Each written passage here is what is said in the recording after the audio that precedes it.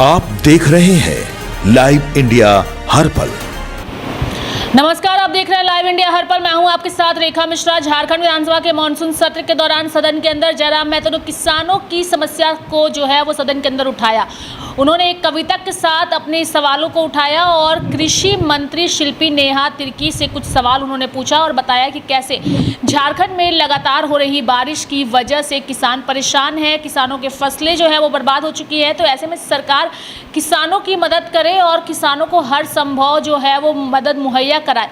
उन्होंने बारिश कितना होना चाहिए और कितनी बारिश हुई है जिसकी वजह से फसलों को नुकसान पहुंचा है, मनरेगा के तहत किसानों को किस तरीके से फ़ायदा मिल सकता है, इन सारी चीज़ों पर सरकार का ध्यान आकृष्ट कराया और कृषि मंत्री से उन्होंने सवाल पूछा। अपने अंदाज में जयराम मेहतो ने ये सवाल किए हैं सदन के अंदर। आप भी सुनिए किस अंदाज में उन्होंने कृषि मंत्री से जो है वो सवाल किए हैं।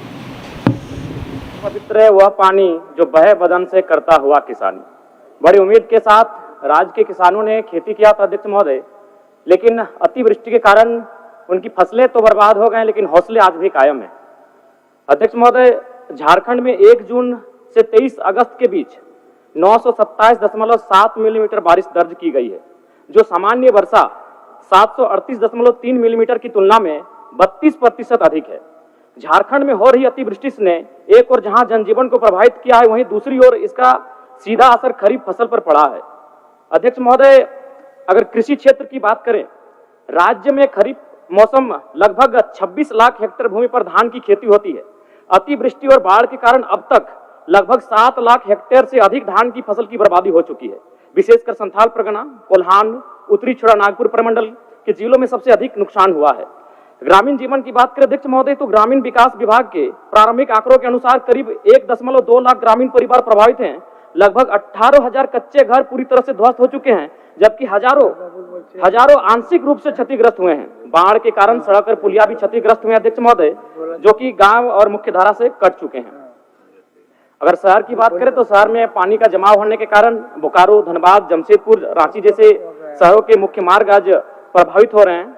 अतः अध्यक्ष महोदय, समय जाया ना करते हुए मैं आपको धन्यवाद देते हुए सरकार से पहले ये मांग करता हूं कि प्रभावित किसानों के लिए कम से कम 500 करोड़ का विशेष राहत पैकेज घोषित किया जाए।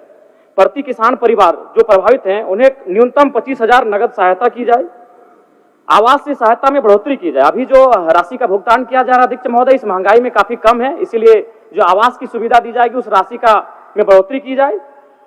चूंकि खेती महत्वपूर्ण है, खेती पे हम आश्रित रहते हैं और खेती न होने के कारण क्या होगा, हम लोग रोजगार का संकट होगा। तो ऐसे में जो मनरेगा का जो कार्य है उसे अतिरिक्त 100 दिन बढ़ाने का सुनिश्चित किया जाए। और विशेषकर जो क्षतिग्रस्त सड़कें हैं, पुलें हैं, विद्युत लाइन है, जिनको युद्ध स्तर पर मरम्मत की जाए। और अध्यक्ष महोदय, चूंकि जब बारिश होती है अत्यधिक तो जाहिर सी बात है बहुत सारे आपदा घटनाएं घटती हैं, तो मेरी मांग होगी कि कम से कम 10 लाख मृत्यु होने पर मुआवजा घोषित करे। अगर किसी को दुर्घटना होती है तो उसके लिए भी मुआवजा घोषित करे। और मवेशी, चूंकि किसान मवेशी पर आश्रित होते हैं, निर्भर होते हैं, और मवेशी का नुकसान होने पर भी वो सक्षम नहीं कि अपने से एक नया मवेशी खरीद पाए, तो मवेशी का भी बाजार के मूल्य के अनुरूप एक मुआवजा घोषित किया जाए। और विशेषकर जी ठीक है, धन्यवाद सरकार का उत्तर। धन्यवाद माननीय मंत्री, आप छोड़ दीजिए, समझ देख लीजिए, हमको बोलिएगा तो दिक्कत नहीं है। नवीन जी,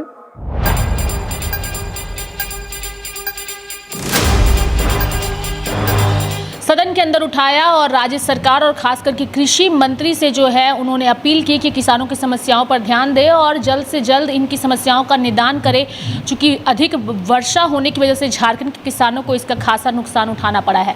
मेरे साथ फिलहाल अभी के लिए इस खबर में इतना ही। आप देखते रहिए लाइव इंडिया हर पल। नमस्कार।